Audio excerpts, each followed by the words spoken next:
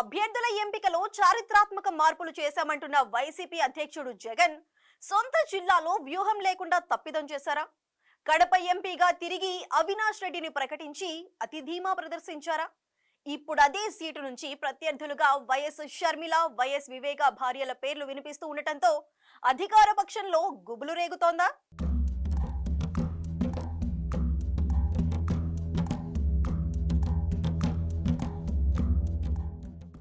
Kadapa parliament ఒకప్పటి కాంగ్రెస్ కంచుకోట. దశాబ్దాలుగా కడప పార్లమెంట్ స్థానం నుంచి వైఎస్ కుటుంబీకులే ప్రాతినిధ్యం వహిస్తున్నారు.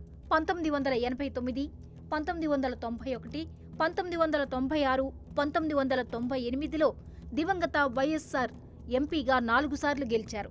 1999, 2004లో వైఎస్ వివేకానంద ఎంపీగా 2 సార్లు విజయం సాధించారు.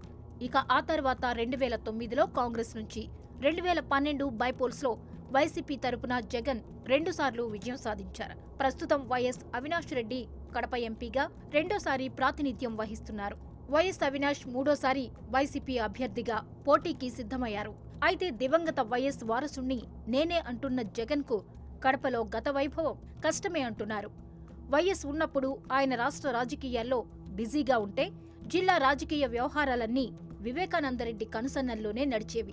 సౌమ్యుడిగా పేరున్న వివేకాకి జిల్లా వ్యాప్తంగా సత్సంబంధాలు ఉండేవి. వివేక ఇమేజ్ వైఎస్ ఫ్యామిలీకి అడిషనల్ ప్లస్ అయిందంటారు.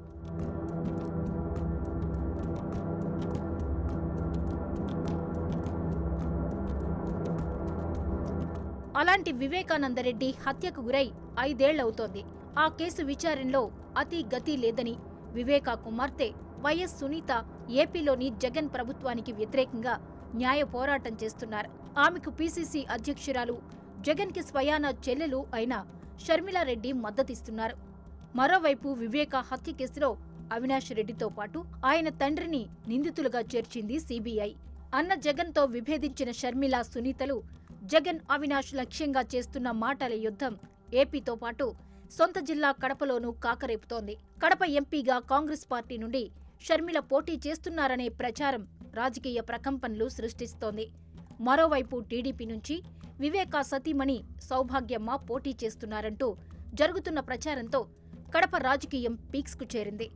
ఇది జగన్ కుటుంబంతో పాటు ఆయన అభిమానుల్లో కూడా గుబులు రేపుతోందట.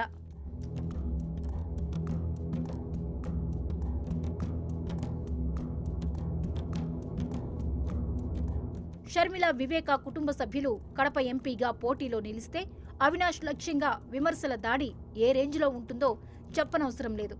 అది అవినాష్ రెడ్డితో పాటు వైసీపీకి డ్యామేజ్ చేయడం ఖాయమంటున్నారు రాజకీయ విశ్లేషకులు. 2014 ఎన్నికల్లో వైసీపీ నుంచి కడప ఎంపీ టికెట్ ఆశించారు షర్మిల. అయితే అప్పుడు తల్లి వైఎస్ విజయలక్ష్మిని విశాఖపట్నం నుంచి పోటీ చేయించిన జగన్ కడపలో సొంత చెల్లిని కాదని బాబాయ్ కొడుకు అవినాష్ను పొలిటికల్ ఎంట్రీ చేయించారు. తర్వాత 2019 ఎన్నికల్లోనూ చెల్లిని ప్రచారానికి వాడుకుని పక్కన పెట్టేశారు.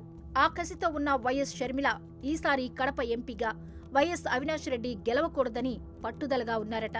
ఆమె రాజకీయ వ్యూహానికి తోడు ఈసారి వివేకా సెంటిమెంట్ కూడా అవినాష్ కి మైనస్ గా మారడం ఖాయమన్న అభిప్రాయం వ్యక్తమవుతోంది. మరి కడప ఎంపీ బరిలో జగన్ పార్టీకి ప్రత్యర్థిగా వైఎస్ ఫ్యామిలీ నుంచి ఎవరు బరిలో ఉంటారో కానీ వివేకా సెంటిమెంట్ టీడీపీకి ప్లస్ అయినా ఆశ్చర్యపోనవసరం లేదన్న అభిప్రాయం వ్యక్తమవుతోంది.